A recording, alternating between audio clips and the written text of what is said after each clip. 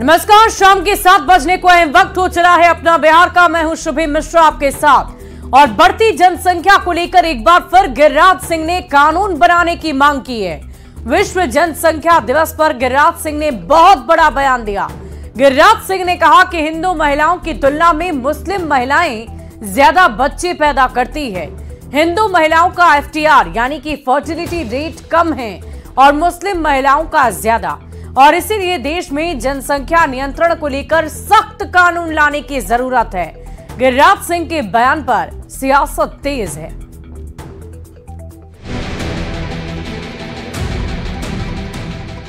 ये बढ़ती भीड़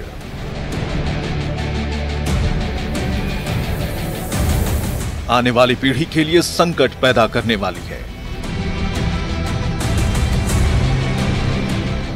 भारत की आबादी अब 140 करोड़ से पार हो गई है। समय है सोचने से ज्यादा जागरूक होने की। केंद्रीय मंत्री गिरिराज सिंह ने जनसंख्या नियंत्रण को लेकर कानून लागू करने की वकालत की है। देश में 147 जिला है जहां का जनसंख्या बड़ी तेजी से बढ़ रहा है, और वो कारण है हिंदू महिलाओं की FTR कम है और मुस्लिम महिलाओं की FTR ज़्यादा है, 7.25% के लगभग में ज़्यादा है। इसलिए देश में एक सामाजिक विषमता का भी सवाल है कि अब जरूरत है एक कड़ा कानून लाने का। आज विश्व जनसंख्या दिवस पर यही जरूरत। जनसंख्या के मामले में भारत अब विश्व में नंबर 1 है और यही नंबर अब मुश्किलें पैदा करने वाला है, क्योंकि भारत की आबादी 140 करोड़ से ज्यादा हो गई है। भारत सबसे अधिक आबादी वाला देश बन गया है। मांग की तुलना में आपूर्ति पर संकट आने वाला है। हर व्यक्ति को रोजगार पाने में परेशानी आ रही है। बुनियादी जरूरतों पर भी अंकुश लगता जा रहा है। बढ़ती आबादी, प्रकृति और पर्यावरण पर भी संकट है।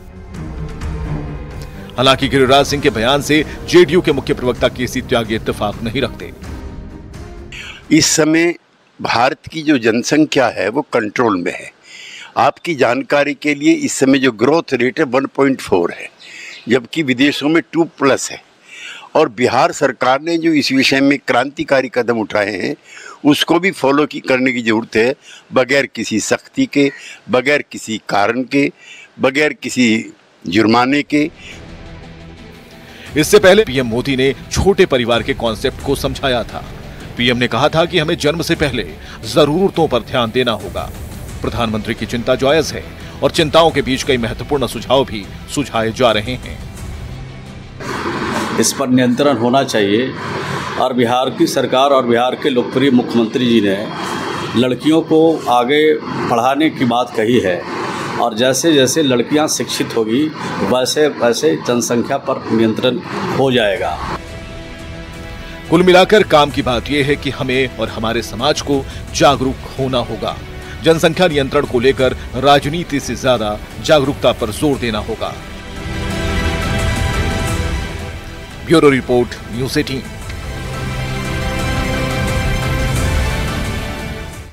और गिरिराज सिंह की जनसंख्या नियंत्रण के लिए कानून बनाने वाले बयान पर सियासी बयानबाजी काफी तेज हो गई है। आरजेडी और कांग्रेस ने गिरिराज सिंह पर हमला बोला तो जेडीयू और बीजेपी के बयान का समर्थन किया है। तो साफ साफ दर्शाता है कि पूरे तौर पर नियंत्रण में है, और बौद्धिक विकास जैसे जैसे होते जा रहा है पूरे नियंत्रण में है। इसके लिए कोई अलग से कानून की आवश्यकता नहीं है। गिरिराज सिंह जी को कोई मतलब ही नहीं है मंत्रालय से। बढ़ती जनसंख्या भारत देश के लिए, तमाम लोगों के लिए एक चिंता का विषय है, और अगर सरकार इस ओर कोई कड़ी कदम उठाती है, चाहे जनसंख्या नियंत्रण की बात हो या कोई और पहलू या कोई और ऑप्शन जो सार्थक और ये हो, विकास से जुड़ी हुई बात हो, तो उसमें हमारी पार्टी, हमारे नेता सरकार के साथ मजबूती से है। आज विश्व जनसंख्या दिवस पर मैं भारत सरकार और बिहार सरकार से यह मांग करता हूं कि अतिशीघ्र जनसंख्या नियंत्रण कानून बनाकर इस देश को सुरक्षित किया जाए, वरना गजवाए हिंद के तहत जो यहाँ योजनाबद्ध तरीके से जनसंख्या बढ़ाया जा रहा है बिहार देश के 9 राज्यों की डेमोग्राफी खराब हो चुकी है, बदल चुकी है। वह दिन दूर नहीं जब यह देश अगर नहीं लागू किया गया है कानून, तो दंगों का देश बन जाएगा। बढ़ती जनसंख्या पूरे देश और प्रदेश के लिए एक बड़ी और गंभीर समस्या है। संसाधन सीमित है। यदि जनसंख्या पर नियंत्रण नहीं पाया गया तो आने वाले भविष्य में ये और बड़ी चुनौती के रूप में होगा। हमारे नेता, हमारी पार्टी का हमेशा से मानना रहा है कि इसका सबसे बेहतर विकल्प है लोगों में जागरूकता फैलाना, लोगों को साक्षर करना। देखिए, गिरिराज सिंह जी केंद्र में मंत्री हैं और एक संवैधानिक पद पर बैठे व्यक्ति का इस प्रकार से अनाप शनाप बयान देना, ये कहीं से भी इस लोकतांत्रिक व्यवस्था में उचित नहीं है। खास तौर से जहां जनसंख्या नियंत्रण कानून की बात है, तो हम सभी चाहते हैं कि इस देश में जनसंख्या नियंत्रित होना चाहिए, लेकिन क्या भारतीय जनता पार्टी इस देश में डंडा चला करके जनसंख्या को नियंत्रित करना चाहती है? और पूर्णिया सांसद पप्पू यादव ने गिरिराज सिंह के बयान पर पलटवार करते हुए कहा है कि उन्हें बयानबाजी की बजाय बिहार के विकास की ओर ध्यान देना चाहिए।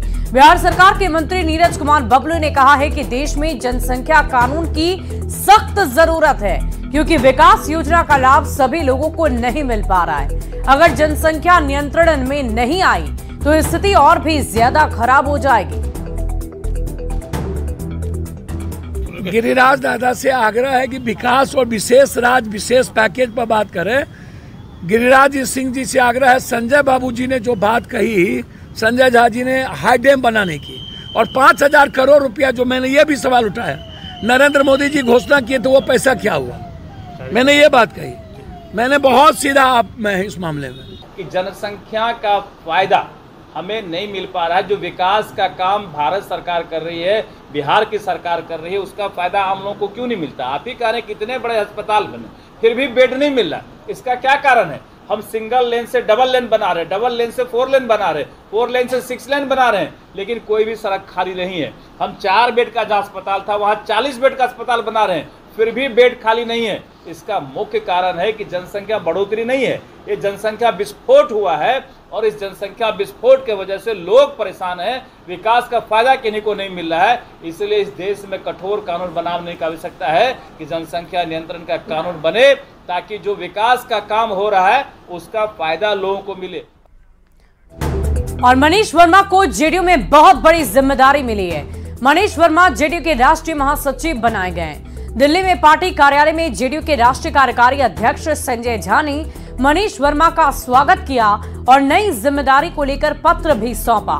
संजय झा ने कहा कि मनीष वर्मा के पास लंबा प्रशासनिक अनुभव है और इसका फायदा पार्टी को मिलेगा। अन्य राज्यों में संगठन के विस्तार में मनीष वर्मा भूमिका निभाएंगे।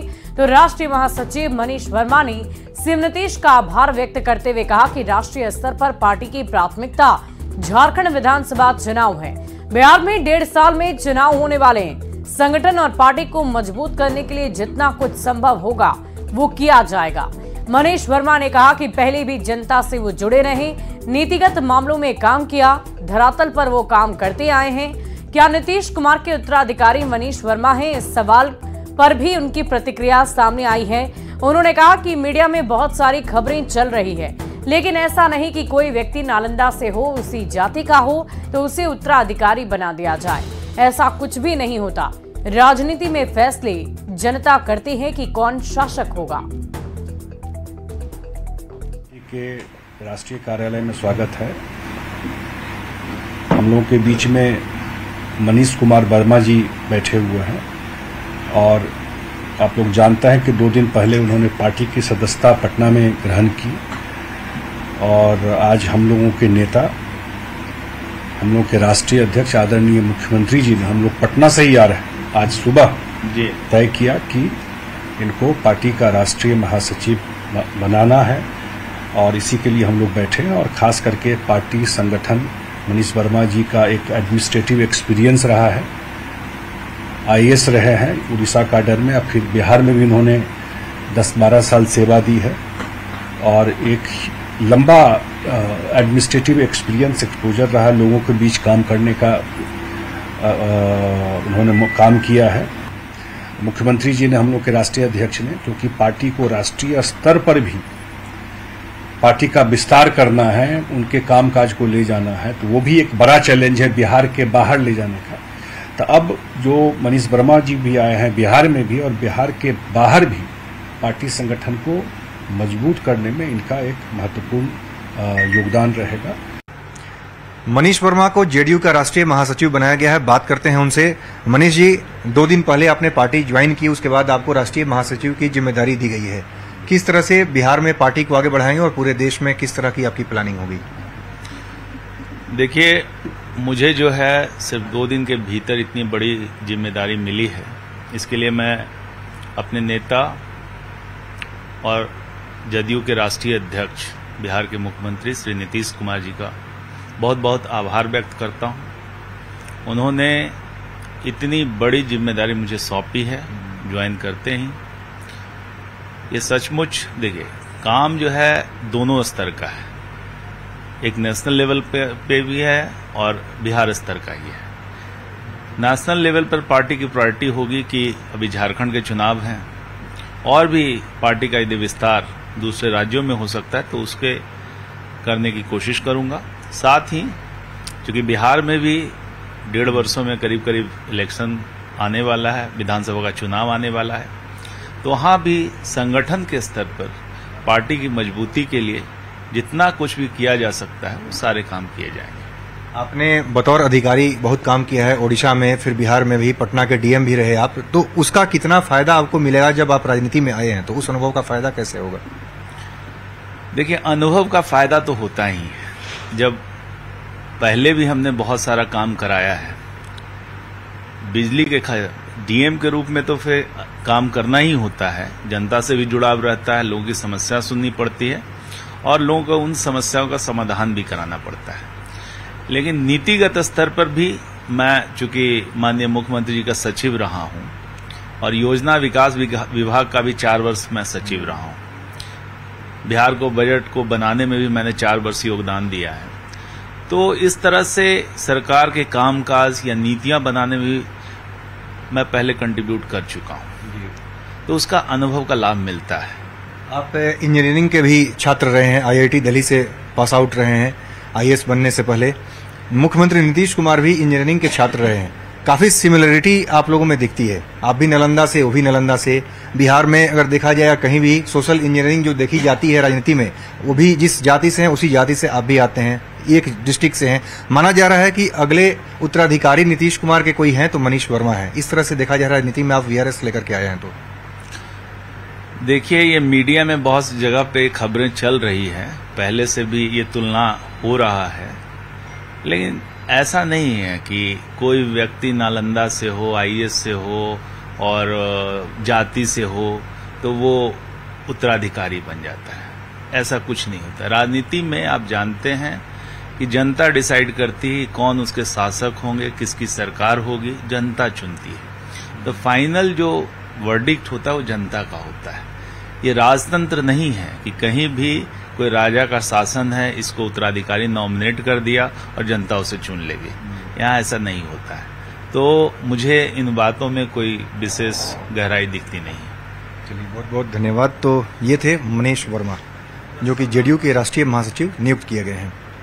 कैमरामैन मुनमुन के साथ अमितेश सिंह, न्यूज 18 दिल्ली। और गोपालगंज के NH 27 हादसे के मामले में एक नई अपडेट सामने आई है। पुलिस ने इस पूरी घटना के लिए NHAI को जिम्मेदार माना है। NHAI के प्रबंधक समेत कई लोगों के खिलाफ FIR दर्ज करवाई गई है और गिरफ्तारी के लिए छापेमारी लगातार जारी है। दरअसल दिल्ली से गुवाहाटी की ओर जोड़ने वाला NH 27 गोपालगंज में जर्जर हो चुका है। नेशनल हाईवे खराब होने की वजह से पिछले 1 महीने में 6 पुलिसकर्मियों की सड़क हादसे में मौत हो चुकी है। पुलिस ने NHAI को इन हादसों का जिम्मेदार ठहराया।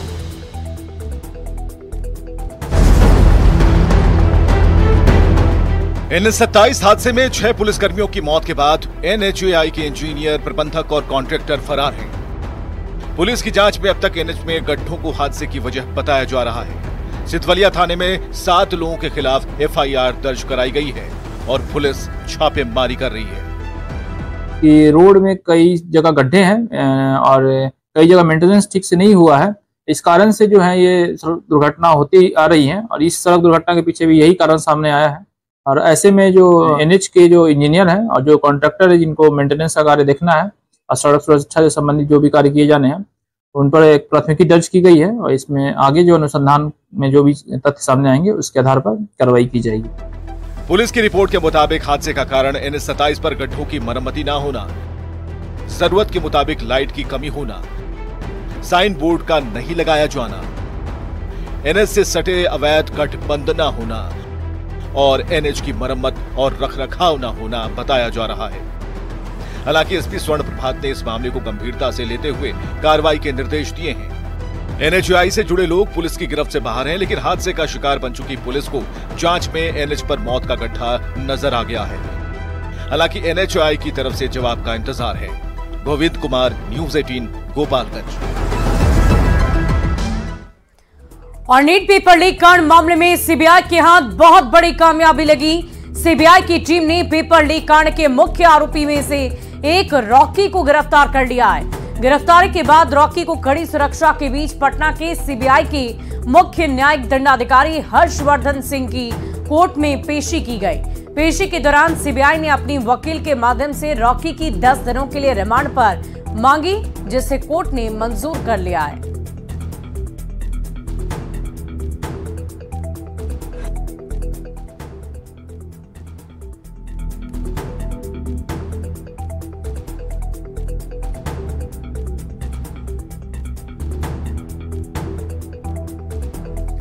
और बढ़ते आगे अगली खबर राजधानी पटना से, जहां लैब टेक्नीशियन पर लाठीचार्ज के बाद सियासत गर्मा गई है। विपक्षी दलों ने सरकार पर हमला बोला।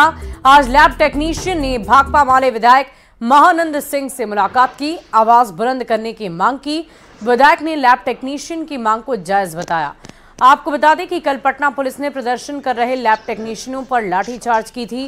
कोरोना के वक्त 665 की संख्या में लैब टेक्नीशियनों की बहाली हुई, लेकिन अब इन्हें हटा दिया गया है।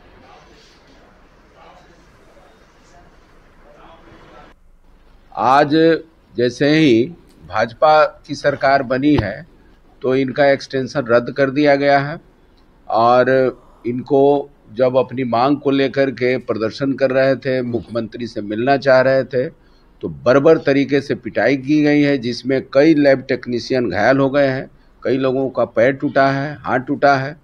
तो सरकार के इस रवैया का, लाठी गोली की सरकार का हम निंदा करते हैं। और बिहार के कृषि मंत्री मंगल पांडे ने आज केंद्रीय कृषि मंत्री शिवराज सिंह चौहान से दिल्ली में मुलाकात की। दोनों के बीच राज्य में कृषि के विकास पर चर्चा हुई। केंद्रीय कृषि मंत्री ने केंद्र की तरफ से बिहार को हर संभव मदद का भरोसा दिलाया।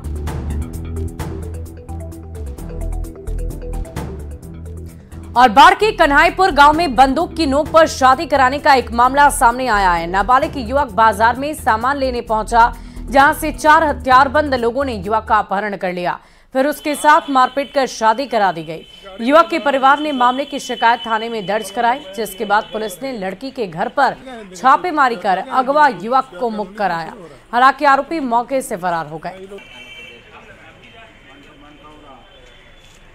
जा रहे थे तो वहाँ पे 3-4 लोग आया, हम स्टैंड के पास खड़ा थे, 3-4 लोग आया 4 व्हीलर में बैठा कर जबरन बोला बैठो नहीं तो गोली मार देंगे। ये उल्लंघन बैठा कर लेकर चल गया और उधर जाकर नौड़ा फुलेल देने ले जाकर शादी करा दिया। पता चला कि तुमको बेटा नहीं मिला, कौची हले तो हमरा तो लगले किडनैप कर लेके है। तो पता चले बाद में कि जब शादी के अथी में ही जाय गीता जना तुम तो किडनैप केस के किया। आप कितना करती है? हमरा पता नहीं था, हमरा की पता। तो बना बचवा का ब्याह हो गया, रात तक कर लेते, रात कर लेते। अब दवा पड़ा रखने के लिए नहीं, हम रखबे नहीं रखने। लड़की नहीं बढ़िया पागल लड़की। हाँ लड़की है पागल, बड़ी कार गोर तो भगवान रखी, मगर लड़की पागल ही पगली कर रखबे। ले जाकर हमारे बेटवा के हमरा दिला दे के।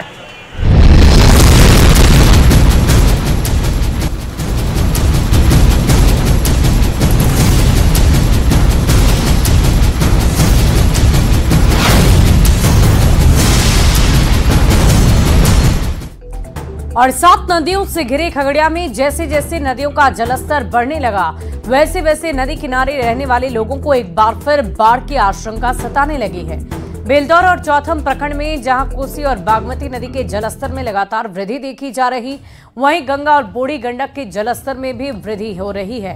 अधिक जानकारी दे रहे हैं न्यूज 18 संवाददाता दिग्विजय कुमार। से घिरे खगड़िया में एक बार फिर नदियों का जलस्तर धीरे धीरे बढ़ते जा रहा है। चौथम और बेलदौर में जहां कोसी नदी और बागमती नदी का जलस्तर लगातार बढ़ते जा रहा है, वहीं ये आप साफ तौर पर देख सकते हैं गंगा नदी के जलस्तर में भी धीरे धीरे वृद्धि देखी जा रही है। ये हम आपको दिखा रहे हैं, ये खगड़िया का मानसी प्रखंड का जालिम बाबू टोला जो ये गाँव है, वहाँ के निचले इलाके में पानी धीरे धीरे पूरा फैलते जा रहा है। 150 गाँव है यहाँ पर, जो घर है पूरा वो आबादी बाढ़ से प्रभावित हो जाती है। और जिस तरह से नदियों का जलस्तर धीरे धीरे बढ़ते जा रहा है, तो ग्रामीणों को इस बात का आशंका सताने लगी है कि एक बार फिर से वो लोग बाढ़ की चपेट में आ सकते हैं। अच्छा, नदी के पानी तो लगातार बढ़ रहा है? हाँ, अभी तूफान में बढ़ रहा है पानी। अच्छा, मतलब कि 4 रोज से है न खूब तूफान है पानी। अच्छा, अब गांव में तो सटिए रहा, अपने देखिए रही है। ये तो डर लग रहा है कि फिर से बाढ़ से प्रभावित? हाँ, डर नहीं लग रहा है, सब लोग सहस हो रहा है। अभी तो हम यहाँ रहे घर में, अगर पानी घुसते है तो चौकी रोड, आसाम रोड धरबे।